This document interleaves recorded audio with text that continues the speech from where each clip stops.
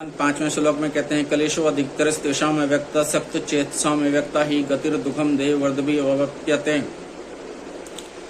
अव्यक्त में आसक्त चित्त वाले उन साधकों को अपने साधन में कष्ट अधिक होता है, क्योंकि देहाभिमानियों के द्वारा अव्यक्त विषयक गति कठिनता से प्राप्त की जाती है। कलेशो अधिकतर तेषाम अव्यक्ता सक्त चेतसाम अव्यक्त में आसक्त चित्त वाले इस विशेषण से यहाँ उन साधकों की बात कही गई है जो निर्गुण उपासना को श्रेष्ठ तो मानते हैं, पर जिनका चित्त निर्गुण तत्व में आविष्ट नहीं हुआ है। तत्व में आविष्ट होने के लिए साधक में तीन बातों की आवश्यकता होती है: रुचि, विश्वास और योग्यता। शास्त्र और गुरुजनों के द्वारा निर्गुण तत्व की महिमा सुनने से जिनकी निराकार में आसक्त चित्त वाला होने और निर्गुण उपासना को श्रेष्ठ मानने के कारण उसमें कुछ रुचि तो पैदा हो जाती है और वे विश्वास पूर्वक साधन आरंभ भी कर देते हैं, परंतु वैराग्य की कमी और देहाभिमान के कारण जिनका चित्त तत्व में प्रविष्ट नहीं होता, ऐसे साधकों के लिए यहाँ अव्यक्ता सक्त चेतसम पद का प्रयोग हुआ है।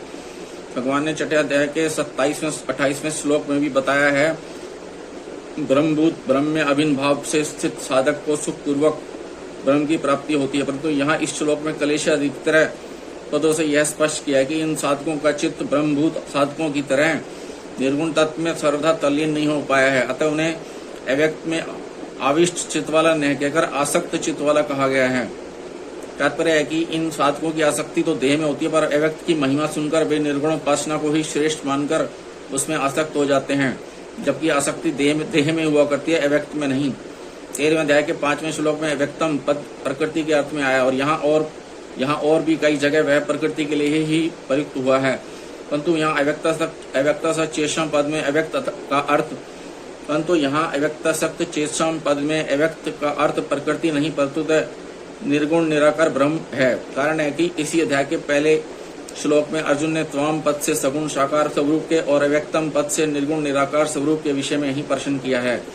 उपासना का विषय भी परमात्मा ही है, न कि प्रकृति, क्योंकि प्रकृति और प्रकृति का कार्य तो त्याज्य है। इसलिए उसी प्रश्न के उत्तर में भगवान ने अव्यक्त पद का व्यक्त रूप से विपरीत निर्गुण निराकार स्वरूप के अर्थ में ही प्रयोग किया है। अतः यहाँ प्रकृति का प्रसंग न होने के कारण अव्यक्त पद का अर्थ प्रकृति नहीं लिया जा सकता। 9वें अध्याय के 4थे श्लोक में अव्यक्त मूर्ति न पद सगुण निराकार स्वरूप के लिए आया है। ऐसी दशा में यह प्रश्न हो सकता है कि यहाँ अव्यक्त सक्त चेतसम पद का अर्थ सगुण निराकार में आसक्त चित्त वाले पुरुष ही क्यों न ले लिया जाए, परंतु ऐसा अर्थ भी नहीं लिया जा सकता, क्योंकि इस अध्याय के पहले श्लोक में अर्जुन के प्रश्न में तमाम पद सगुण साकार के लिए और अव्यक्तम पद के साथ अक्षरम पद निर्गुण निराकार के लिए आया है। ब्रह्म क्या है? अर्जुन के इस प्रश्न के उत्तर में 8वें अध्याय के 3रे श्लोक में भगवान बता चुके हैं कि परम अक्षर ब्रह्म है, अर्थात वहां भी अक्षरम पद निर्गुण निराकार के लिए ही आया है। इसलिए अर्जुन ने अव्यक्तम अक्षरम पदों से जिस निर्गुण ब्रह्म के विषय में प्रश्न किया था, उसी के उत्तर में यहाँ अक्षर विशेषण होने से अव्यक्त पद से निर्गुण निराकार ब्रह्म ही लेना चाहिए, सगुण निराकार नहीं। कलेशो अधिकतर पद का भाव यह है कि जिन साधकों का चित्त निर्गुण तत्व में तल्लीन नहीं होता, ऐसे निर्गुण उपासकों को देहाभिमान के कारण अपनी साधना में विशेष कठिनाई होती है। गौण रूप से इस पद का भाव यह है कि साधना की प्रारंभिक अवस्था से लेकर अंतिम अवस्था तक के सभी निर्गुण उपासकों को सगुण उपासकों की अपेक्षा अधिक कठिनाई होती है। अव्यक्ता ही गतिर दुखम देवदीर्वप्यते। देही देहभर्त आदि पदों का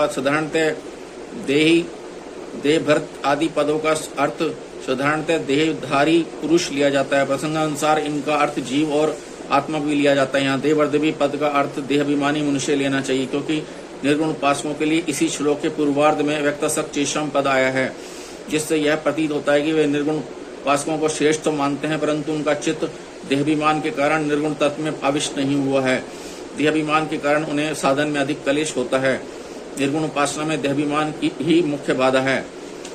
इस बाधा की ओर ध्यान के लिए ही भगवान ने देववर्धवी पद दिया है। इस देहाभिमान को दूर करने के लिए अर्जुन के पूछे बनाए भगवान ने 13वां और 14वां अध्याय कहा है। उसमें भी 13वें अध्याय का प्रथम श्लोक देहाभिमान मिटाने के लिए कहा गया है। ब्रह्म के निर्गुण निराकार स्वरूप की प्राप्ति को यहाँ अव्यक्ता गति कहा गया है। साधारण मनुष्यों की स्थिति व्यक्त देह में ही होती है, इसलिए उन्हें अव्यक्त में स्थित होने में कठिनाई का अनुभव होता है। यदि साधक अपने को देह वाला न माने तो उसकी अव्यक्त में सुगमता और शीघ्रता पूर्वक स्थिति हो सकती है।